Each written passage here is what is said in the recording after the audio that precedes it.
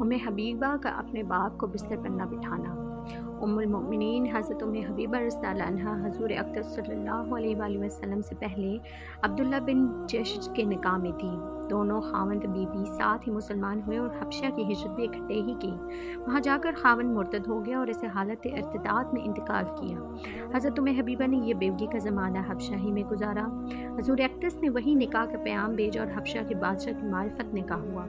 نکاح کے بعد مدینہ طیبہ تشریف لائے۔ صلح کے زمانے میں ان کے باپ ابو سفیان مدینہ طیبہ آئے کہ حضور سے صلح کی بات مضبوطی کے لیے گفتگو کرنا تھی۔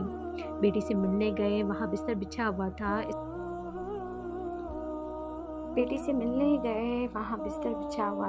اس پر بیٹھنے لگے کہ حضرت حبیبہ نے وہ بستر الٹ دیا۔ باپ کو تعجب ہوا کہ بجائے بستر بچھانے کے اس بچھے ہوئے کو بھی الٹا دیا۔ پوچھا کہ بستر میرے قابل نہیں تھا اس لیے لپیٹ دیا یا میں بستر کے قابل نہیں تھا؟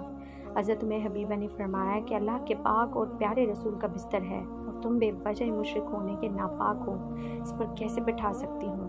باپ کو اس بات سے بہت رنج ہوا اور کہا کہ تم مجھ سے جدا ہونے کے بعد بری عادتوں میں مبتلا ہو گئی، مگر حبیبہ کے دل میں حضور کی جو عظمت تھی اس کے لحاظ سے وہ کب اس کو گوارا کر سکتی تھی کہ کوئی ناپاک مشرک باپ ہو یا غیر ہو حضور کے بستر پر بیٹھ سکے۔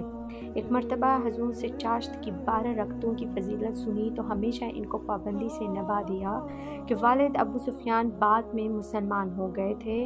جب ان کا انتقال ہوا تو تیسرے دن خوشبو منگائی اور اس کو استعمال کیا اور فرمایا کہ مجھے نہ خوشبو کی ضرورت نہ رغبت، مگر میں نے حضور اقدس صلی اللہ علیہ وآلہ وسلم کو یہ فرماتے ہوئے سنا کہ عورت کو جائز نہیں کہ خاوند کے علاوہ کسی پر 3 دن سے زیادہ سوگ کرے۔ خاوند کے لیے 4 مہینہ 10 دن ہے، اسی لیے خوشبو استعمال کر رہی ہوں۔